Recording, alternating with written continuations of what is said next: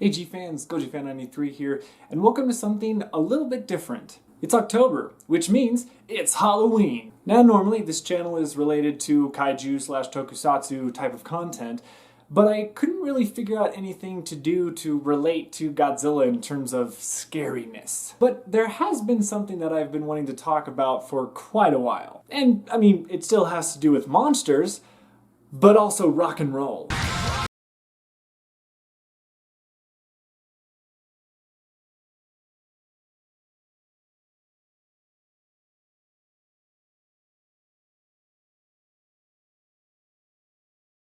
This rock band has been a long-awaited topic of conversation for me. Sure, it's not giant monsters that wreak havoc on the town, but I believe it fits for Halloween. On top of that, it's a monster rock band that can melt your face off, similar to Godzilla's atomic breath. Only in, music form. I don't know. I just love it. In honor of this month, I dedicate it to my favorite band of all time, Lordi.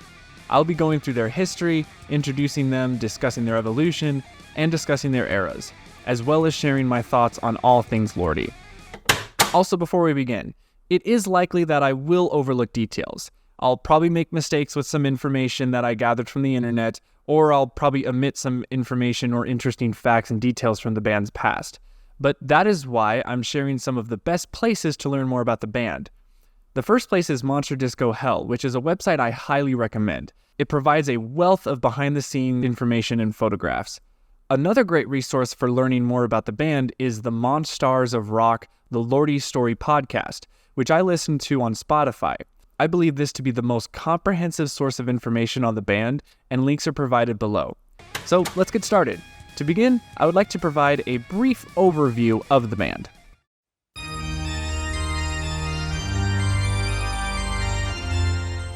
Founded in Finland in 1992, Lordi is a rock band composed of Mr. Lordi, the lead singer and lyricist of the band, who is also its costume designer. The band is renowned for its use of monster masks and the combination of horror and pyrotechnic elements during concerts and videos.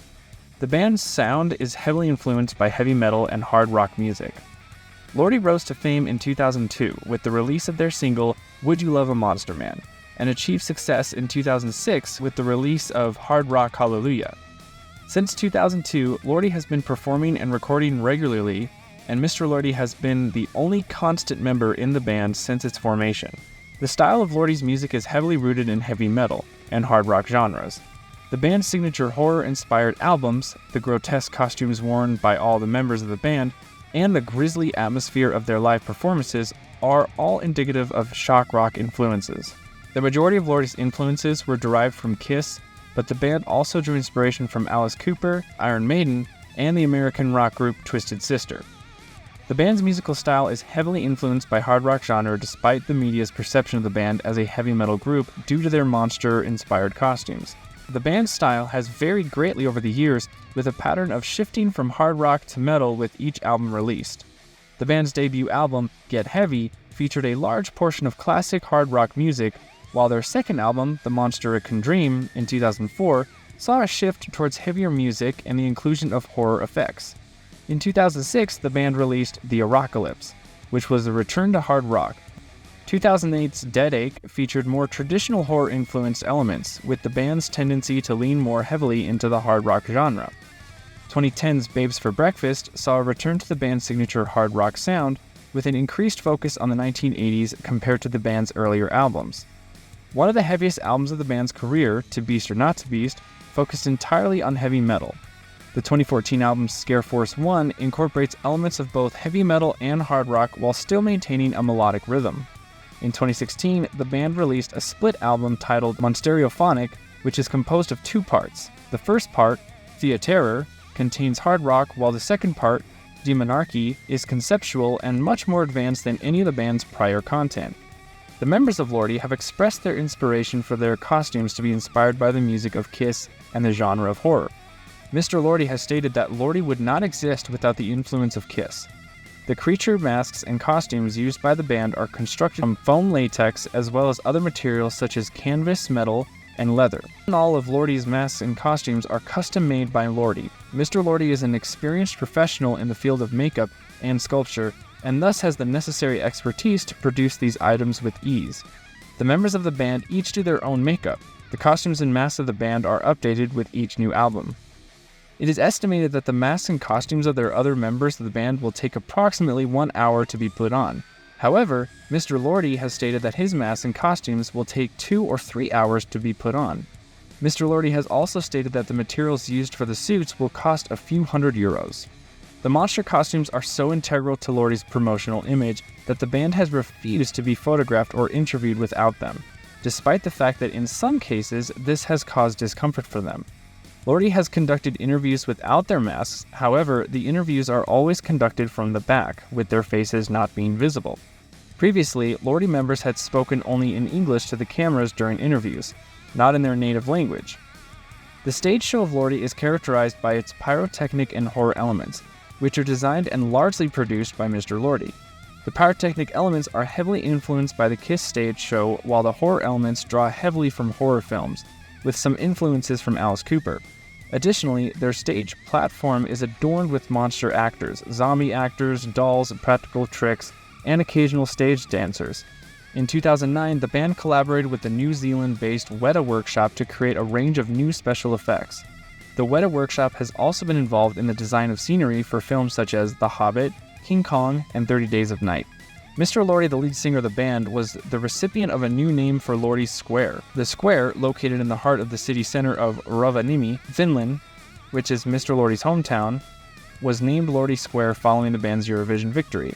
The name of the square was given to the band as part of the redevelopment of the city center. Following their Eurovision triumph, all members of the band at the time were honored by their hometown with tributes. They even had their own soda called Lordi Cola, which was released in September 2006. It had labels designed by Lordi, some of which featured individual band members and one with the whole band. Known as Lordi's Restaurant, was a restaurant that featured the theme of a band.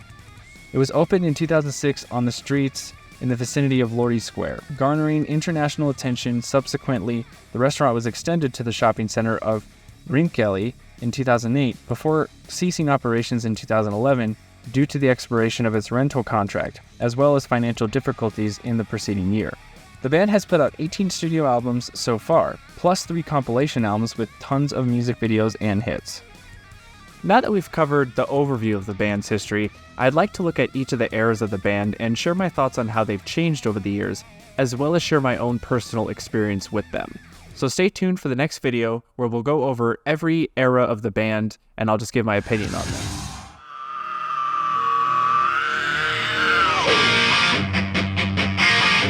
In 1992, Mr. Lordi established Lordi as a solo project. The band's first demo album, Maypalm Market, was released in 1993. The song Inferno from the album was also the subject of a music video, which Mr. Lordi directed himself.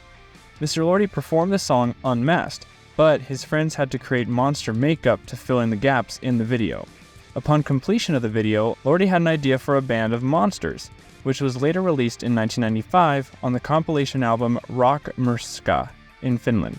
In 1996, Lordi organized a Kiss cruise for fans of the band from Finland to Sweden, during which he met musicians Amen and G-Stealer, and informed them of his music project, Lordi. Enery subsequently joined the band the following year on keyboard. At the time of the album's recording, the band did not have a drummer and used MIDI drum tracks instead. The album was originally scheduled to be released in early 1999, Ari Tayena's recording company, but the label didn't have enough money to release the album, and the album never came out.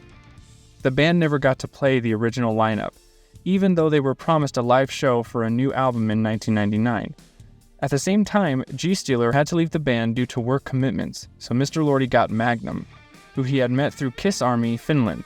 To replace him, Kita joined the band in 2000, giving them their first drummer.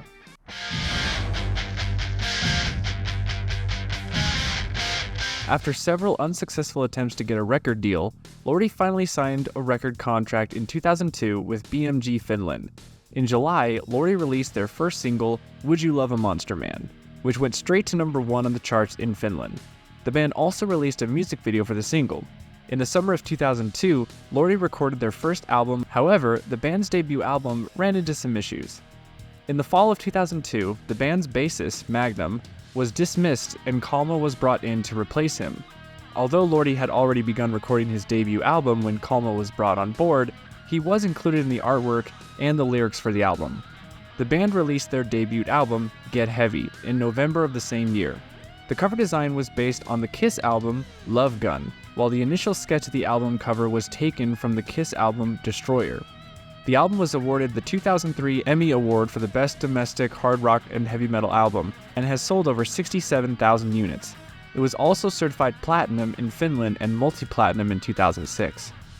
On December 8, 2002, Lordi opened for Nightwish on their first ever show in Finland.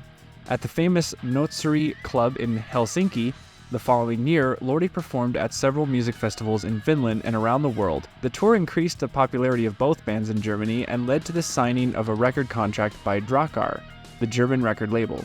By this time, Nightwish already had established a solid reputation in Germany with joint concerts, and Lordi raised its profile in Germany as well. The very first album of Lordi was Get Heavy, and for this album, it wasn't actually the first album that I heard of. That was actually the Apocalypse. That was the first album that I actually was first introduced to Lordi with Hard Rock Hallelujah. And ever since then, I became an instant fan of Lordi. But of course, I had to look at his backlog and found out that there were 2 previous albums. And of course, Get Heavy being the first official album of Lordi. Now, this doesn't count their prior work. They had some demos, Napalm Market and all that stuff. But this was the first official one that came out. And I was able to actually snag this one in like an FYE store at the time. Way back in the day, I think this was like 2007 or 8 when I was able to get this. So, and I love this album. I love, the original look of Lordi is very gritty. It's very dark and like gross and sort of just like not really put together, but that kind of makes sense because it's the band's first outing, and of course they don't have all the money and the notoriety to get out there and have like nicer costumes, what they would have in the future lineups and albums. But the Get Heavy album, I feel, was definitely, it's a classic. I mean, of course, the song Get Heavy is super awesome, and you just get those 80s vibes from it, and it's so good. And the lineup of the band is really cool. For Get Heavy, we have Lordi, Kita, Amen, Enery, and Kalma. And I especially like Kalma in this. I don't know, Kalma just is such a cool character in the lineup in the old days. And I think he was here for Get Heavy and Monster Can Dream. But overall, though, I mean, the first outing of Lordi was really cool. I liked the costumes. I liked the music in it. My favorite songs from the first album would probably be Get Heavy, of course, Devil's a Loser, and probably Monster Monster. Those are really good ones. And actually, there's a bonus track on this one called Don't Let My Mother Know, and that's actually another really good song as well. So definitely the Get Heavy era of Lordi was just pure. It was just in its innocent, infancy stages of the band, and it was just no filter. It was just all go, and it's a fun time. I love Get Heavy.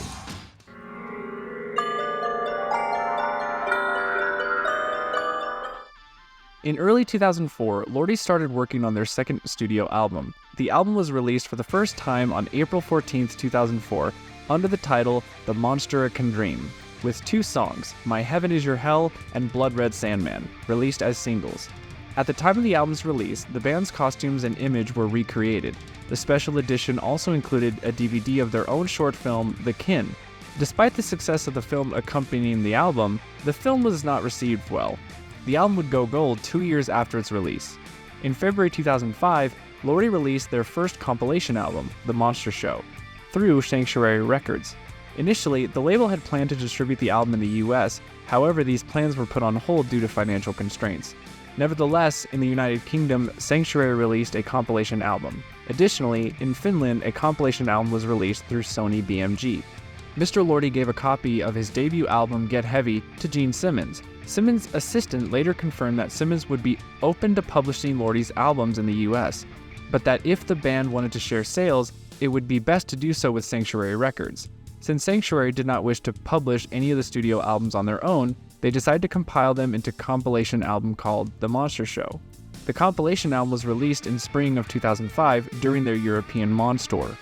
At the same time, the atmosphere with the band became more intense and resulted in a disagreement between the band members. Later in the same year, the band's bassist Kalma expressed his wish to leave the band due to family and financial reasons. Kalma ended up playing the bass units on the band's next album, The Apocalypse. Kalma's departure from the band came shortly before Lordi's participation in the Eurovision Song Contest qualifier. The band got 2 new members, Ox, the bass player, and Awa, the keyboard player. This meant more changes to the costumes. For the second outing, we have Lordi's second album, The Monster Can Dream. And to be honest, this one, it's pretty much like it's super similar to Get Heavy. It has the same style and tone and themes of like horror with 80s rock and roll. This one I feel was like a little darker though in tone, like in terms of like the music. I'm not like a music major, so I can't really describe how the music like sounds, but it just sounds more turned down or something. I don't know, like bassy or deeper, something like that. But we still keep the same lineup. We still have Lordi, Amen, Kita, Enery, and Kalma still in the band at this point, but this would be the last album that we would see Enery and Kalma in the band for this album. So, but this album is enjoyable. A few of the songs that I really like on it is Bring It On, Blood Red Sandman, and I really like Fire in the Hole. Fire in the Hole is a really good song, even though I think that this was the album I think that also had a few songs that were kind of like this. You had some like sexual overtones going on here, and this is part of the band that I really don't like, and I'll talk about it later in the other videos. But this was, I think, Fire in the Hole is one of those songs where it has a lot of sexual innuendos with it. But that's that's what that is. But overall, though, The Monster Can Dream is a great time, and some of the music videos that were accompanying this album were just super great. Like Blood Red Salmon is one of my favorite music videos from Lordi. And that was the thing that I really liked about the older days of Lordi was the music videos were just, they were like mini horror movies, and it was just so cool. And like what they were singing about somewhat doesn't necessarily translate to what the visuals are, but these older music videos, they definitely still had a better grasp on it than some of the future albums did. But I'd say that Monster Can Dream is definitely a great sequel to Get Heavy. I feel like these two albums work really, they're sort of like, a double side, really. Like Get Heavy and Monster Can Dream are like, they could literally be on the same album, like the same thing, just two-sided stuff like that. But it's really good, and but I'm really excited because then after Monster Can Dream, we actually get to my all-time favorite album, and we'll get to that after.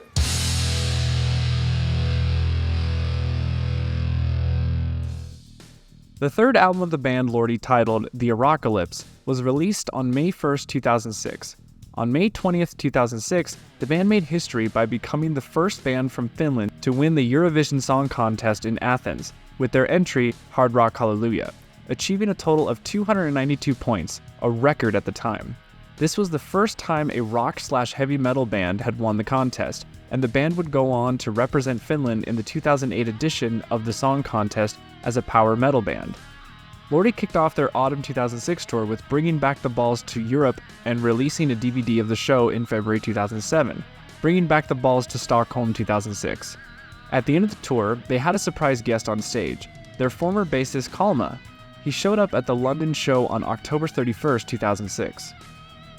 In November 2006, Lordi presented the Best Rock Award at the 2006 MTV Europe Music Awards. In spring of 2007, Lordi launched the Bringing Back to Balls tour, which took them on tour in Japan and the Baltic states. In May 2007, the band took part in the 2007 Eurovision Song Contest held in Helsinki, where they opened the competition with the winning song Hard Rock Hallelujah. In the summer of 2007, Lordi performed in Oulu, where they filmed the movie Dark Floors, which was released on February 2008. The band toured North America in July 2007 with the festival Ozfest, but they had to cancel some dates during the tour. Following the end of Ozfest in late August 2007, Lordi took a brief hiatus. In September 2007, the band announced that they would be embarking on a new US tour with Typo Negative that would commence on October 12, 2007 and end on October 31, 2007. Lordi returned to Finland for the purpose of recording the theme song Beast Loose in Paradise for the 2008 movie Dark Floors.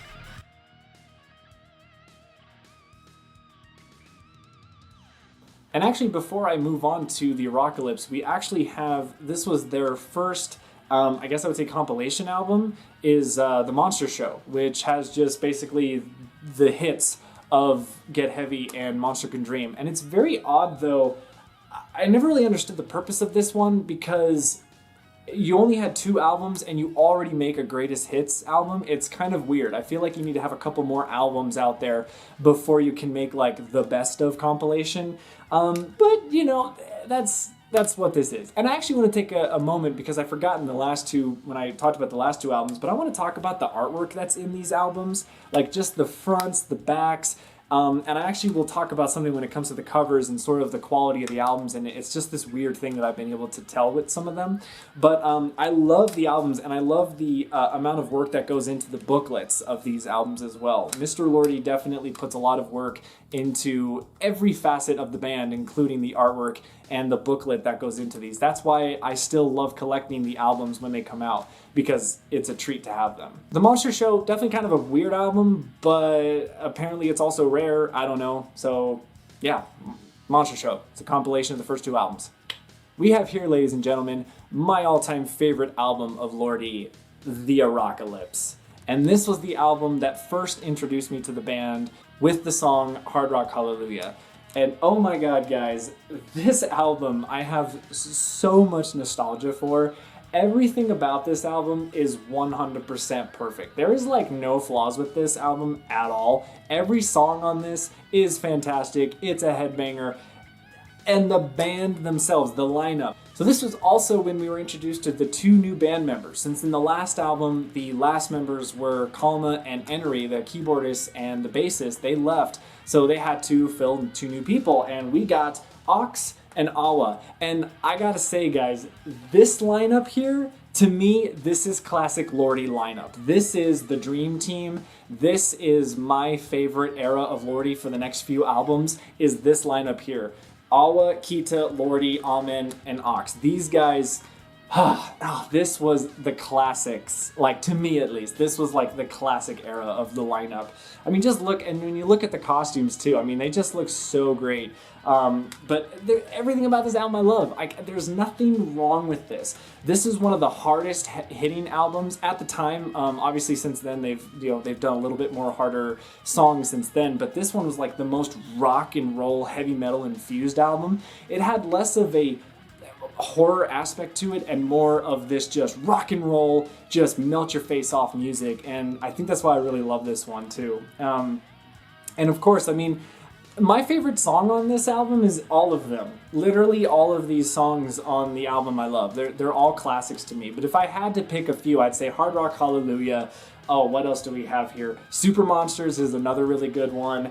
And they're all good. The Kids Who Want to Play with the Dead is another great one. Like, this whole album is super great. And when I picked this one up, this was apparently the special edition. So it actually came with a bonus DVD, and it also came with looks like 3 bonus tracks as well. And Lordi at this point definitely loved the whole bonus exclusive track thing, and I'll get to that in the next album. But he's definitely toned down on the exclusive content, but back in these days, he was nuts about that. So I'll get into that in the next one. But The Apocalypse, guys, this is a must-listen. Recommend heavily. Oh, I love this era. This is one of the best eras of Lordi.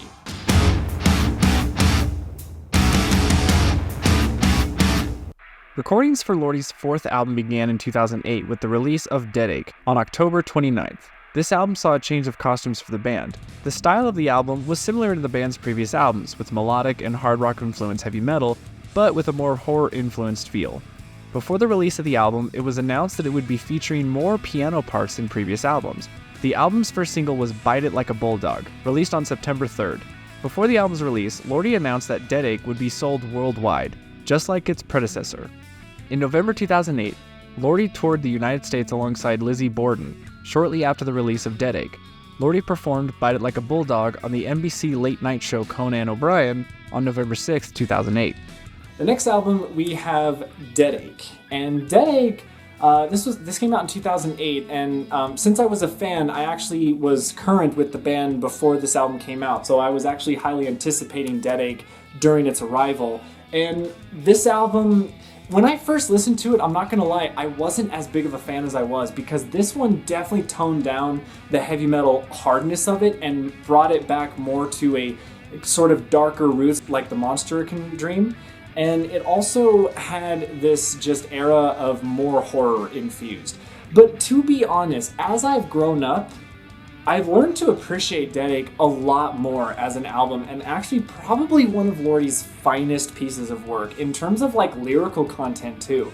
Because this album has a lot of like seriousness to it. There's not a lot, like Lordi sort of has some fun music in it, like funny like lyrics and things that aren't really supposed to be taken seriously.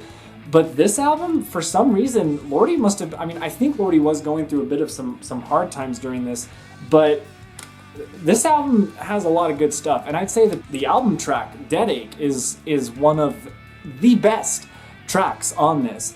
And in terms of the lineup, we do keep the same lineup from the last one, which I love. And to be honest, the costumes just get better and better. I still love the Apocalypse costumes more, but these costumes still look pretty slick as well. The one complaint I would have to say is during this time, this is when the album covers started to change, and I'll get to that in the next one. And it's also when the band, their music video quality started to go down. Bite It Like a Bulldog was the single, and the only single for Deadache, which was very odd because Get Heavy, Monster Can Dream, and Apocalypse had like multiple singles with multiple music videos. This one only got one, and I think that also has to do with some of the financial hardships that the band was going through at the time. But yeah, it was kind of weird, and the music video itself did not make any sense what the lyrics were talking about and what was playing on screen. Didn't make a lot of sense, but oh well. That's what we got. The other annoying thing about this time in the band, especially this album in particular, is region exclusivity.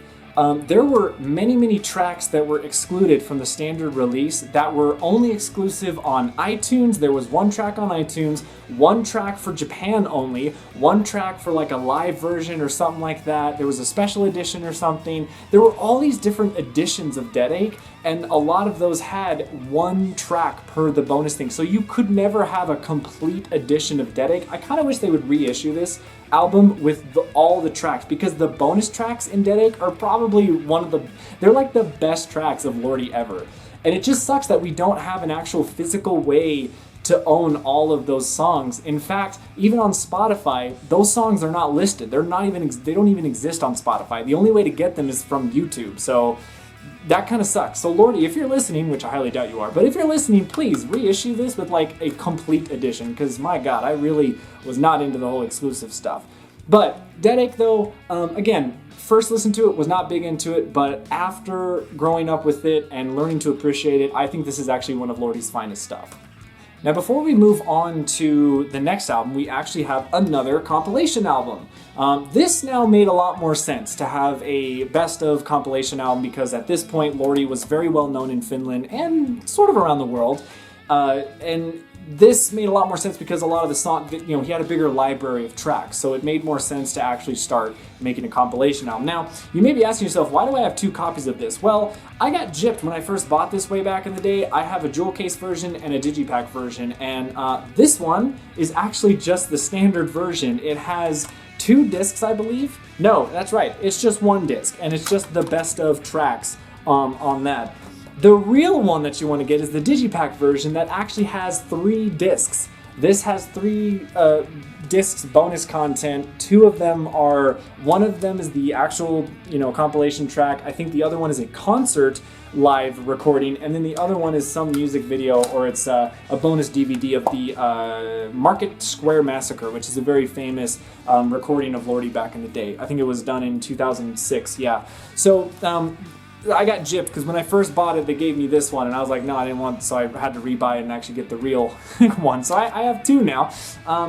But there's really nothing much to say about the compilation, because it literally is a compilation of the last, 4 albums. So, but it's pretty good. I also like the name Zombilation. That's another thing you guys will notice about Lordi, and what I love about the band is that the play on words with horror themes. So a compilation, zombie compilation, you got Zombilation, the Apocalypse, Rock, and the Apocalypse, Deadache, I Got a Headache, and Dead. So it's really funny stuff. So that, yeah.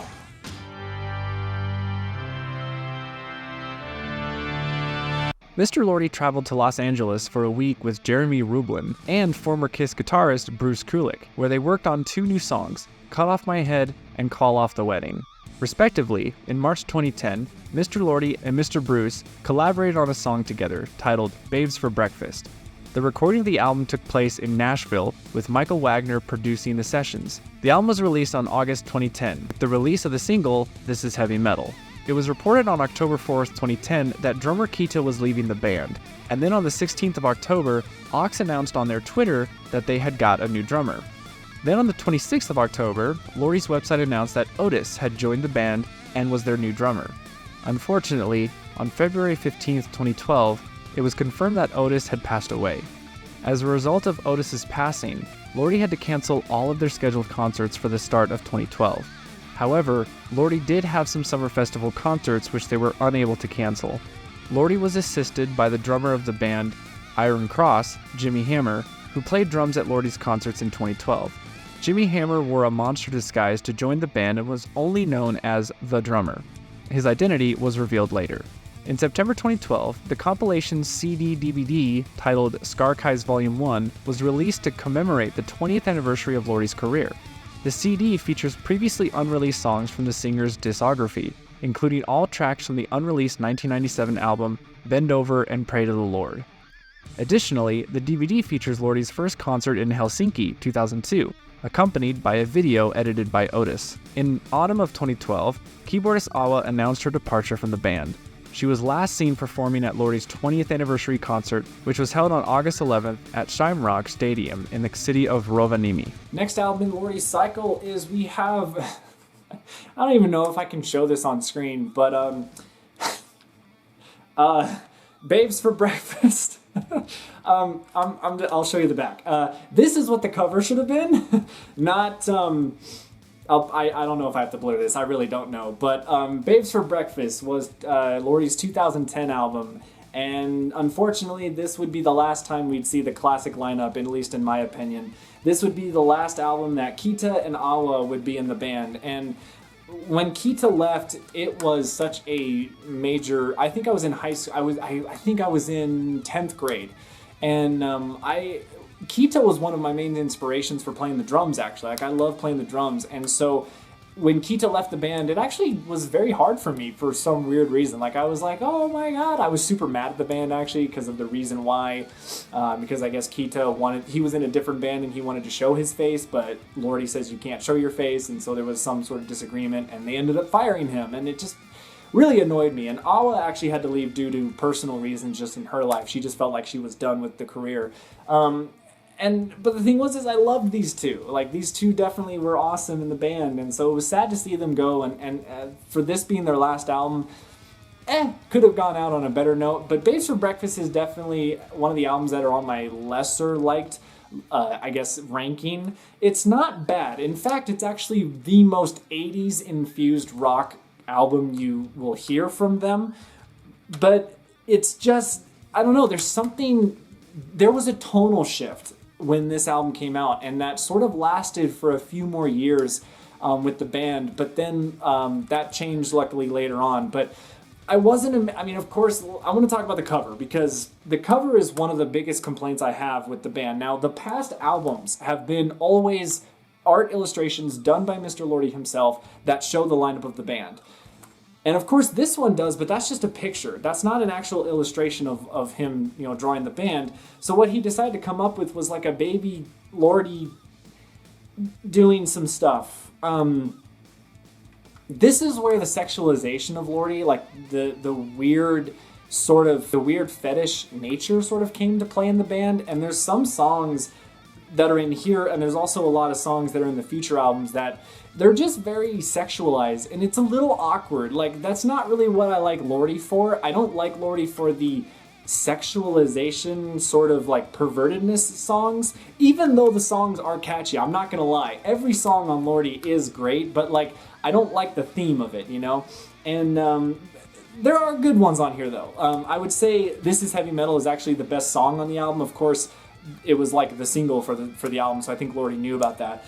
But there's other good ones too. But this was a turning point for the band, and to be honest, it sort of was like a downfall for their popularity at the time. So they kind of had to regroup, and then that's when we got the next album that we'll be talking about.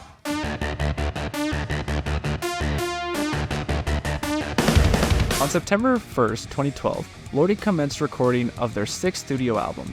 This album featured 2 new members, Mana for the drums and Hella on the keyboard. Much like Lordi's previous album, this album was also recorded in Nashville at Wire World. This time, Michael Wagner produced and mixed the album. Lordi released the first single for their new album, The Riff, digitally on February 8, 2013. Following the single's release, the band competed in the Walk WM contest in Germany. The new album, To Beast or Not to Beast, was released on March 1, 2013. The band embarked on a European tour in April of 2013, which included a concert in Japan. The recording of Lordi's 7th studio album began on the 2nd of June at Finland's Finnvox Studios, where the band worked with producer Mikko Karmela. The band relocated to a secluded location in Lapland in July to continue working on the album. On June 28th, Lordi opened his first official exhibition in Finland. The other side of Lordi showed off his old costumes and props, including some of his album cover art, which he painted himself. So after a few years, it was sort of the longest cycle between albums, but the band had to go through they went through a lot of radical changes. They lost 2 of their members. They lost their drummer and their keyboardist, so they had to find new people there. And also they were having issues with their record companies, and so they had to switch different record labels and trying to make a success, because otherwise they were going to go... There's a documentary on it, even though the documentary has been now frowned upon and sort of has been sort of like hated on by the band. They don't necessarily like the documentary, but it does give insight on how the band was doing at the time. This is To Beast or Not to Beast, and this one came out in 2013, and again, not one of my favorite albums. It definitely brought back a hard edge to the songs, but it sort of still felt kind of, I don't know, it still fell flat for me. There are still really great songs on this album, don't get me wrong. It still is a banger to listen to, but it just seemed to, I don't know, there was just something about it. And I think it's also in fact due to the fact that when you look at the band, they have changed. When you look at the band, you see that they have changed their lineup. They now have 2 new members, Hella and Mana. Now I gotta say, guys, when this album first came out and they first revealed about these 2 new characters in the band, I was not a fan of them. I was not a fan. You can see here, there's Hella and there's Mana. And to be honest, for me, they had major shoes to fill. I wasn't impressed. And unfortunately with Hella, I love Hella now, though, for just so you guys know, for the record. Hella now is so much better than what she was in here, because this album doesn't really allow you to hear her keyboard parts that well. She's very muted in the mix. And Mana, to be honest, guys, even till today, I'm still not a fan of him. He is a great drummer, don't get me wrong. Mana is amazing on the drums. If you guys seen him live, I've seen him live. And I forgot to mention, actually, I saw Lordi live the first time during the Dead Ache cycle. That was 2008. I'm so sorry, I forgot to mention that. But I did manage to see them again later on. I'll talk about that when we get there. But Mana, he's great. The character, I think, I just never resonated with. I think he's like some sort of dead priest, I think. I really have no idea. He's still a really funny guy, especially when you watch interviews with him and Lordi together. They're really funny together. They really do play off well with each other, and I'm glad that they work well with the band. But just not a fan of the character himself. But in terms of the music quality, it's not that bad. It just still feels a little muted. Oh God, we're playing that. We're playing this song. Kids, avert your eyes. I'll talk about this one later. So I want to mention also again, the cover art. It's not the band. It should have been this as the cover, but no, we have again this over-sexualization nature going on. And I get it, To Beast or Not to Beast, the skull and all of that. But why? And again, it's like the albums that don't have the band on the cover, they're sort of mixed for me. But the albums that have the band on the cover, they're actually really solid classics. This one also only had, again, 1 music video, The Riff. And The Riff is a fantastic song, don't get me wrong. The thing that sucks about it, though, is the music video makes absolutely no sense to what the song is singing about. The song is literally about Lordi with Death, the Grim Reaper, trying to figure out a riff for a song. And yet in the music video, it's about this, again, over-sexualized girl who goes to a supermarket because she runs out of toilet paper and she has to end up fighting zombies. what? I mean, like, what happened here? What happened? So, anyways, To Beast or Not to Beast is definitely lower in my rankings. It's still a solid album, but the next album is when I feel Lordi started to get a little bit back on track. Oh, good, they blur it. Thank God. I'm gonna get demonetized because of that crap that's going on the screen right now. In fact, I'm gonna change this. We're good. Okay.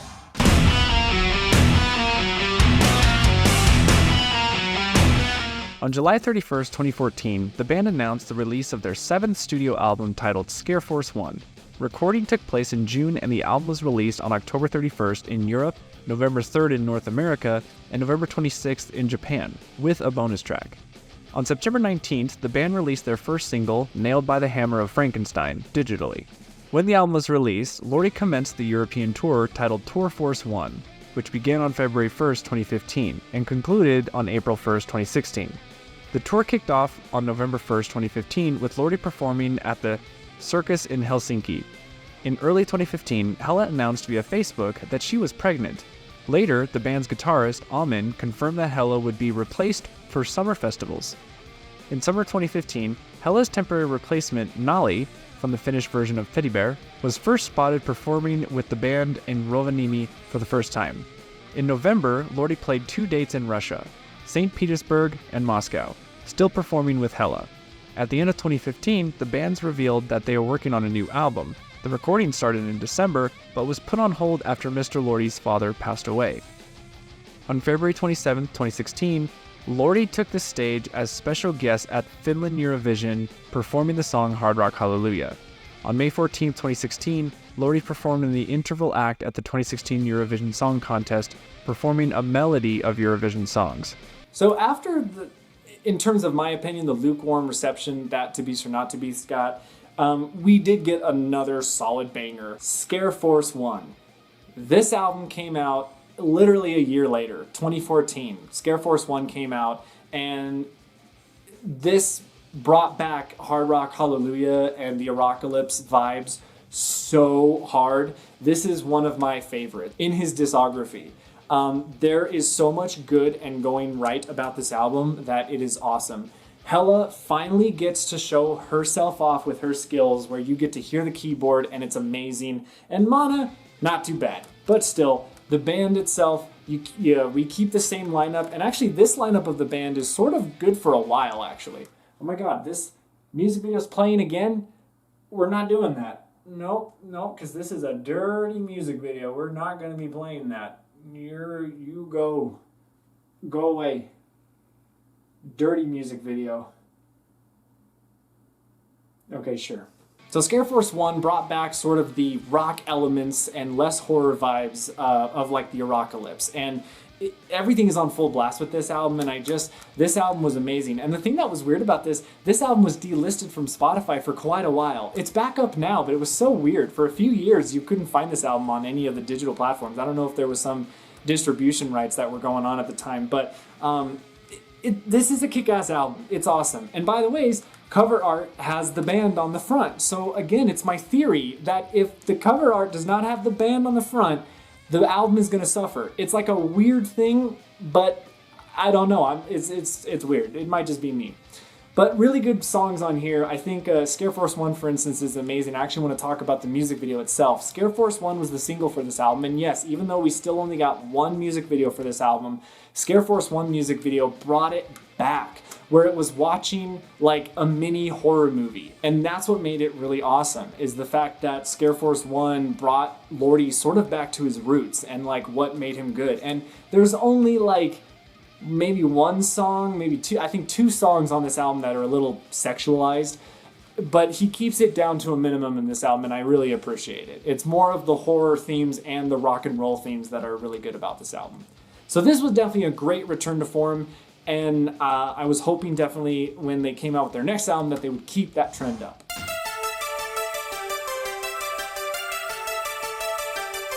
Recording of the new album began in April 2016. According to Mr. Lordi, the album will be a split album, with the first 6 songs featuring a more traditional Lordi sound, and the final 6 songs featuring more progressive and conceptual elements.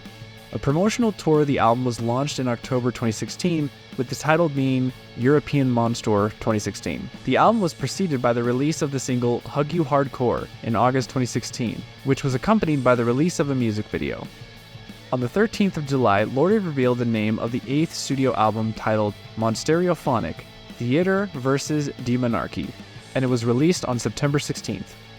The band then announced that they'd be playing their first tour of North America and Canada in 2017, starting on February 2nd and ending on March 4th. So in the last one, I said that I hope that they keep the trend up, and they did.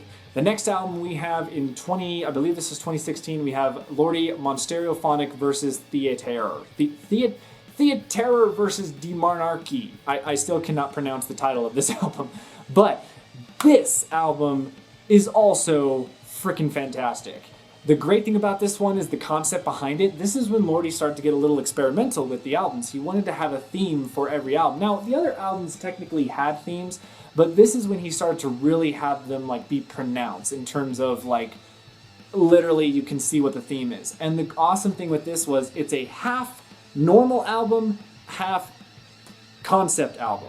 And that's what made this really cool. So they reflect it even in the costumes, and I want to see if I can show you guys a better picture of them. But you can sort of see the band have this split design with their costumes, where one half of their costume is something and the other half is the other, and that represents the split concept album. This was fantastic, and this was the first time we got to hear the band do a lot of like modern style heavy metal sounding material, and it was awesome. The concept side of this, the Demonarchy tracks, are some of the longest Lordi songs. Like the last one, the night the monsters died, clocks in at 7 minutes and 14 seconds. That's a long ass song. But the Theater part of the album is just classic Lordi. To me, this part of the album is amazing. Now, I want to talk about the music video and the single for this album. Actually, you know what? Before I get to that, let's do another happy thing. With this album cycle is when I got to see Lordi for the second time in 2017, and guys, it was one of the best concerts of my life. I loved it. I was so happy to see them again after so many years, and I really hope they come back, but that was a really fun time seeing them again. It was sad because I couldn't see Kita, but of course, this was still great. And of course, we still kept the same lineup. And again, Hella just keeps on getting better, and I start to appreciate more of Mana at this point, but I'm still really behind his character. Okay, so now let me talk about the controversial part with this album. The single, Hug You Hardcore. So in the past videos you've seen actually on the screen here when I've been showing some of the music videos that there was one track in particular that came up that was very, very sexualized and had to be censored. It was one of the first Lordi music videos to be censored due to the fact that the song, because it's called Hug You Hardcore, involves I might even censor that, but it involves and here's the weird thing. The song itself is catchy, but it also is probably one of the worst sounding Lordi songs out there. It has a very different tone to it than the others. And also the theme of just what it is about and the visuals that go along with it. Let's just say it's one of probably my least favorite Lordi music video of all time. It is a horrible music video. It looks cheap, it looks tacky, it's bad, it's not a good thing. And it was the first time I actually said something about Lordi that was bad when it first came out, and I still think it is to this day. I think the music video for Hug Me Hardcore, or Hug You Hardcore, whatever the song is, was just bad. It's not good. And I think Lordi even knows that himself, because even nowadays in interviews, he does say that he's happy that he's back in the director's seat when he does the music videos. I'm assuming when he did this, he was not the director and not behind the vision of what that music video should have been. But besides that, though, this is still a really great album. And actually, the first track on it, Let's Go Slaughter He-Man, is like such an amazing song. I love it. So yeah, great album. Highly recommend listening to it, except for Hug You Hardcore. Stay away from that one.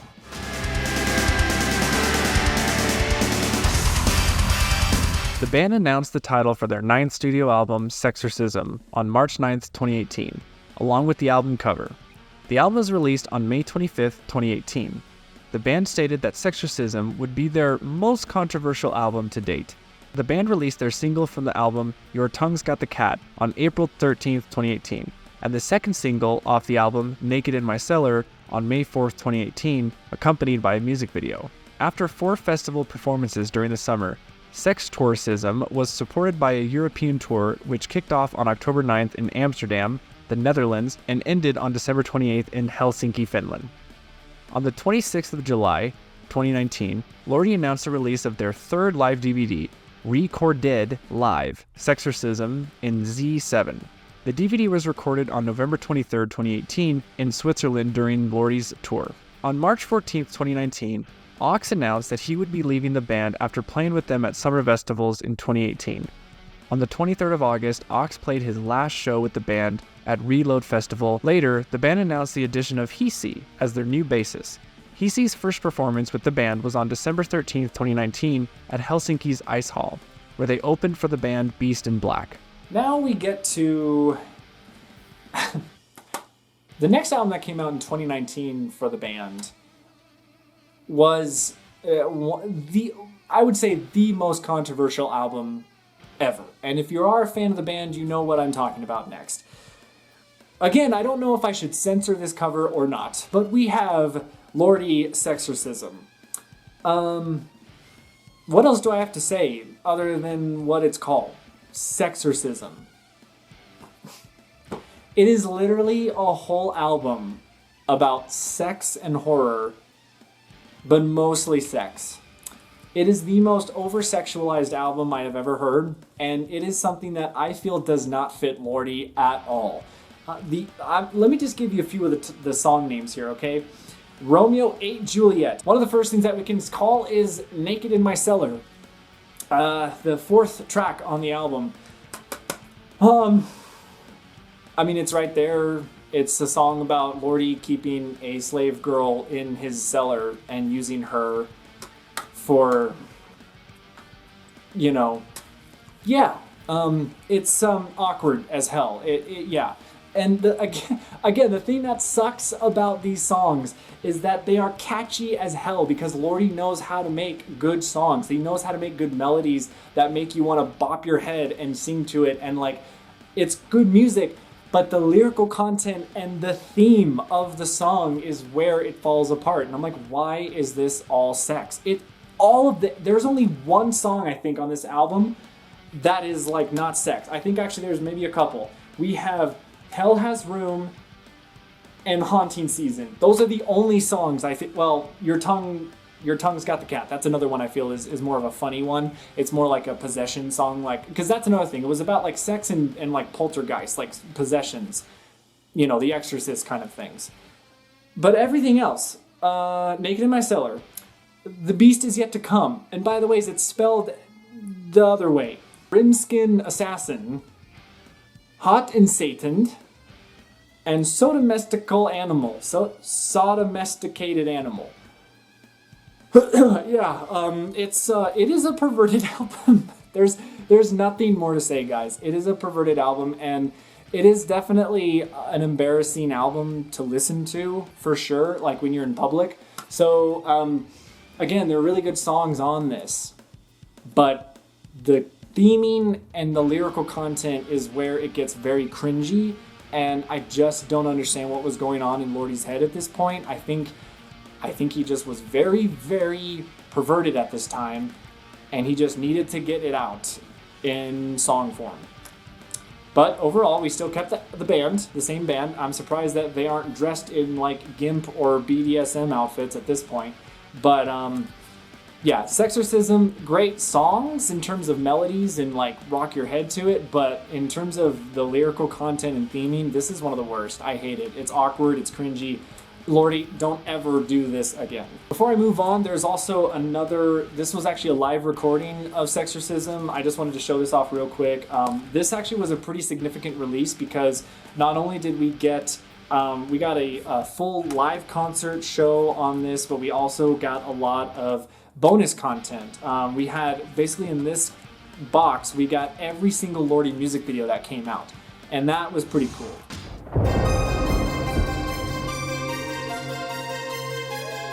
The The band announced their 10th album, Collection, on September 27, 2019. It dropped on the 31st of January 2020, and they kicked off a European tour in support of it in the same year. They said it's like a fictional compilation album, and it's got songs you'd hear in the early 70s to mid-90s. They released their first single from the album, Shake the Baby Silent, on November 8, 2019, followed by their second single, I Dug a Hole in the Yard for You, on the 29th of November, and with an accompanying music video. They also released their third single, Like a Bee to the Honey, on January 17th.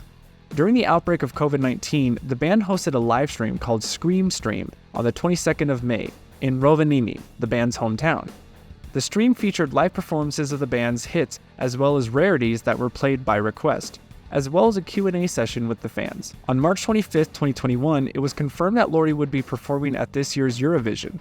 The band will be joining 5 previous Eurovision winners in the Rotterdam semifinals on May 22nd, where they will perform their Eurovision winning song Hard Rock Hallelujah as a part of Rock Roof Interval Act. On April 6, 2021, Lordi announced that they would be recording no fewer than 7 new studio albums in the autumn of 2021. In a statement about the albums, they said, "The albums will all sound different from one another. They are all in different genres and different time periods with the collection universe."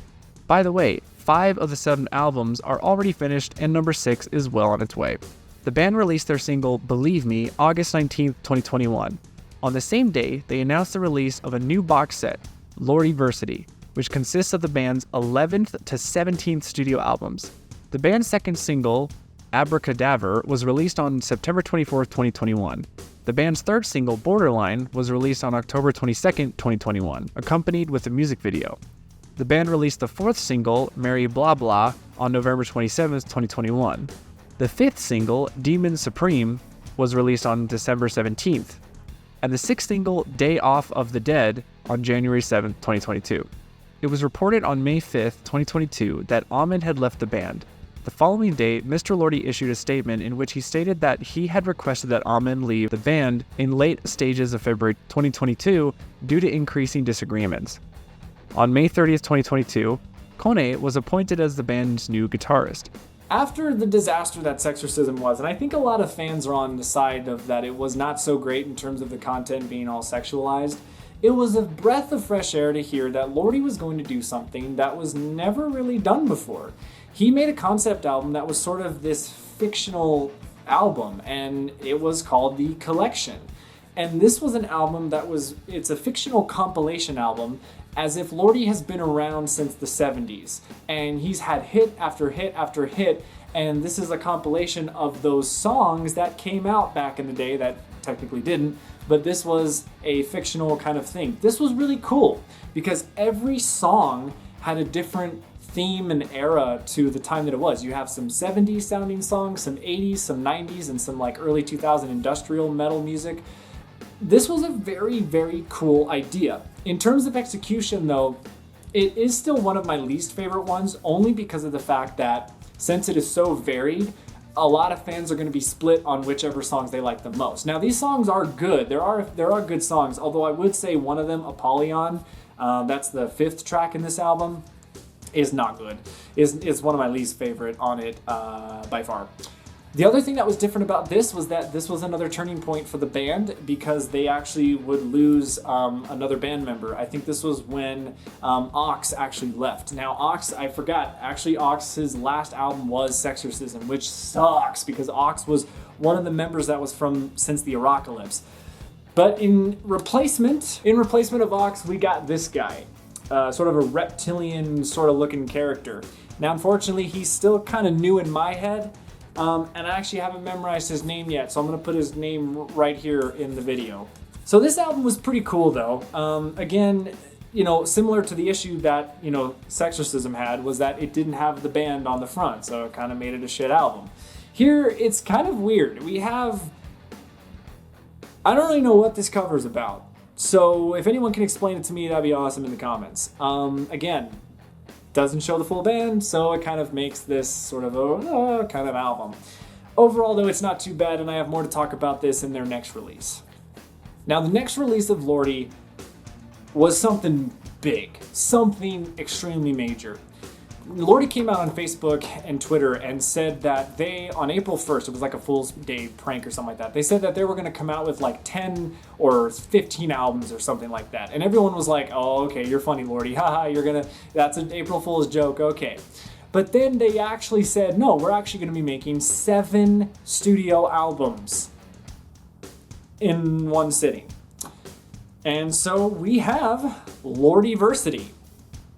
And this is a giant collection of 7 full studio albums that was released over the span of a few months. This is crazy. Now, this is something that has been done before. A few bands have made albums, like many albums in a row before. But this was pretty big though still.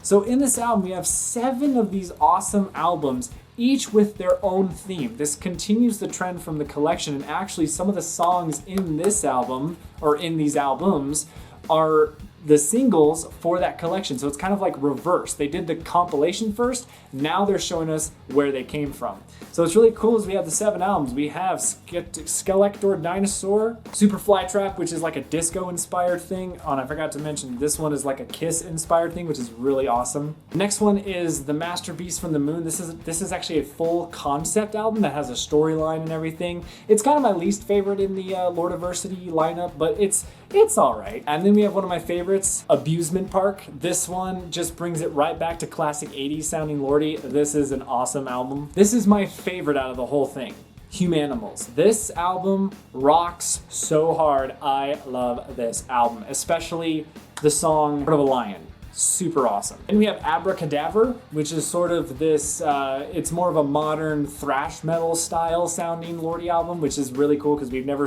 heard Lordi sound like this before. And then the last album is sort of a Rob Zombie industrial themed album, Spooky Sexy Tragav. I can't even say it, but there's the title right there.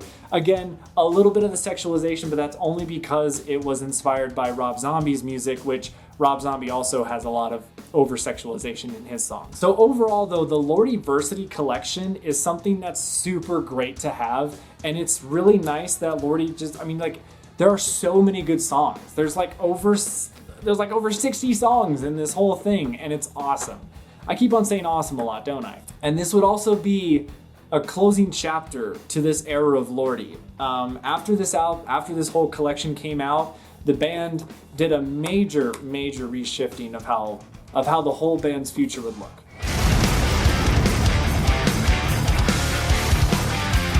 It was announced on November 21st, 2022, that Lordi signed a record label deal at Atomic Fire Records. This was in conjunction with the announcement of the release of the band's 18th studio album titled Screenwriters Guild. The title of the album was announced on January 1st, 2023, though the title had already been previously revealed in Lord Diary's biography. The track list of the album was revealed on January 26th, and the first single was released on March 31st. The album was further supported by the release of 2 singles to promote the release of the album. After the album's release, Lordi opened for Sabaton the Tour to End All Tours.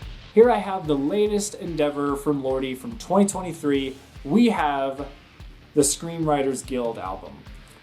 This album, guys, this is back to basics, awesome sounding music. Every track on this album is amazing and, yes, awesome. And of course, we go back to the front cover, shows the full band, which means it's a banger. I don't know why, but seriously, every album that has the cover of the band, it's always a good one. This also had a major change. This is when Amin left the band. Yes, Amin has been in the band since the beginning, and when we got the news that Amin left the band, it was a major gut punch because he's been in the band as long as Lordi has. So how do you fill those shoes? But we do, actually. And the guy that replaces Amin in this, the new guy that replaces him is Kone. And Kone, I would have to say, guys, is a pretty awesome character in concept. He's like a cybernetic kind of character, like cybernetic monster guy.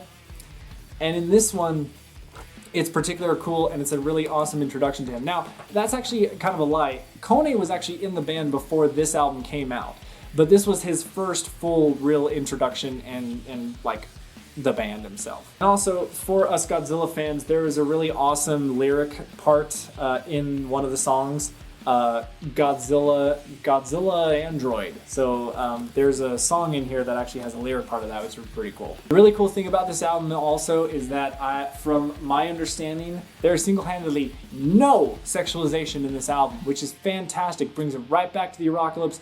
Actually, now I'm thinking about it, that's kind of a lie. The Apocalypse did have like 1 or 2 songs that were a little bit sex, but hey, it was still good. But this album was great because of the fact that the theme for this album, you guys can kind of tell, it takes inspiration from a lot of the old classic Universal monsters, like Frankenstein, Dracula, Creature from the Black Lagoon, Wolfman.